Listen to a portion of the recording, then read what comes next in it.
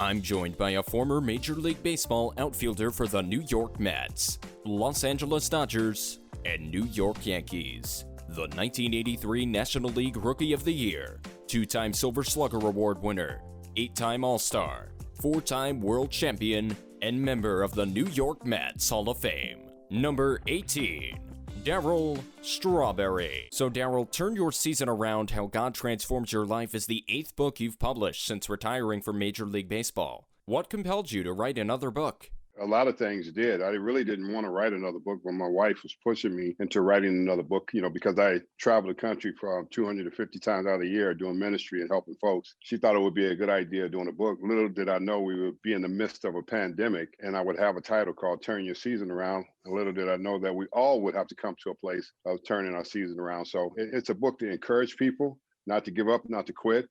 It's a discipleship tool book that will help people who are maybe struggling, who are straddling the fence on the edge of not believing that God can help them. And just look at my life. I'm a prime example after playing Major League Baseball for 17 years and going through all the trials and tribulations to have a life that I have today and doing wonderful things. Was there ever a time throughout your 17-year career where you felt that you had to turn your season around on or off the field? No question, on the field and off the field. And I kind of experienced that in both sides, and being able to go through that, I think that's why it helped me today to be encouraged to be the person I am today, regardless of what we go through in life, because life is such a journey for all of us. And we're going to have some great highs and we're going to have some great lows. And it's just a matter of, can I pick myself up? And baseball game is just the same way. You're going to go through some struggles. You may go 0 for 2 your first 2 at bats, but you still might have 2 more at bats left. You might come up in the 8th inning where the game is on the line, and one big swing could change the game. I've been there many times, and I understand that. So I want to try to convey that to people, that their situations could be turned around. Don't ever give up. You can go through 6 months out of a year, but you still have another 6 months that's left that can turn things around and make it better. So if I can encourage people to believe that and walk into that and understand that it can happen for them. If it happened for me, why won't it happen for you? Speaking of taking that big swing, you just so happen to be the Mets' all-time home run leader with 252 homers. Transitioning to the playing field, is there any moment that stands out as the most notable of your career? I think the moments are about winning. I think the 86 group that we came back in that year after losing in 85 to the Cardinals, 84 to the Cubs. We came back 86 spring training, and we just knew that we were going to win it all that year. And we ran away with our division. So it spoke for itself, and we got into the playoffs. We knew that was going to be tough. And we got into the World Series, and we knew that was going to be tough. We were down 0-2, but we battled back. I think that's the most important thing about playing baseball. You can always battle back if you have the guts. And I think that's what it was really about. Our team in 86, a talented team, but never gave up, never quit. And that's why we went on to be champions that year. You made your Major League debut in 1983 at 21 years old. You won the Rookie of the Year award that year as well. When you debut on such a big stage like New York City and under the bright lights of Shea Stadium, did it take a while to establish a big league mindset? Were you able to assimilate into that mindset right away, or was it challenging? And did it affect your performance on the field?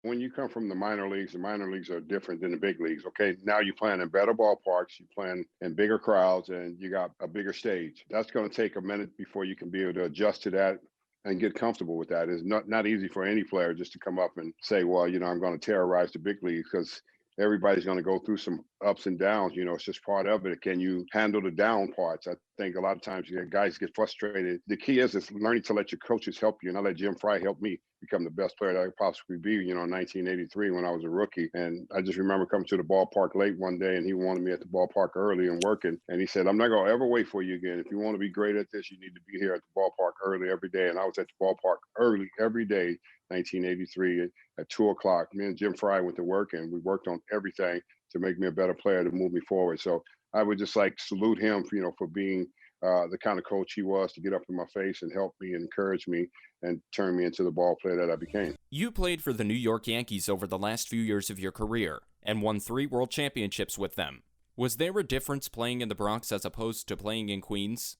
It was a big difference where I was in my career. I was a young star in the 80s, so I didn't have to be that player anymore, and I could just play a role and help the club. And playing over there in the Bronx was really great. Forever thankful for the Yankee family. And you look at all the young players that they had developed, and I got a chance to play with some good guys. And it was just a lot of fun. It was a lot of fun being able to be over in the Bronx and winning over there. Joe Torre gave me a great opportunity. The boss George gave me a great opportunity. Forever grateful for the Yankee family. To close out, What takeaways do you want people to have after not only reading the book, but looking at your career and life as a whole? Well, I think the most important takeaway I want them to be able to take away, and my children I want to take away, is the legacy of who I am. Not the baseball player. You know, the baseball player was just a baseball player, but the man that I have become and leading people to Christ. And I want my kids to know that Jesus is Lord at the end of the day, because that's the legacy my mother left for me. So I want to be able to leave the same legacy for my kids. I think a lot of times people want to leave earthly legacies, which won't mean anything because they're going to pass away. But when you leave kingdom legacy, it lasts forever. So that's the point I want to get across. And to my baseball fans, I'm forever grateful for them. They are forever number one in my lifetime, you know, from New York fans. And being able to play in New York, in the Bronx, and in Queens, like I said, I'm so thankful for the opportunities I had to play in New York, because New York is a great place. And I dearly love my fans there.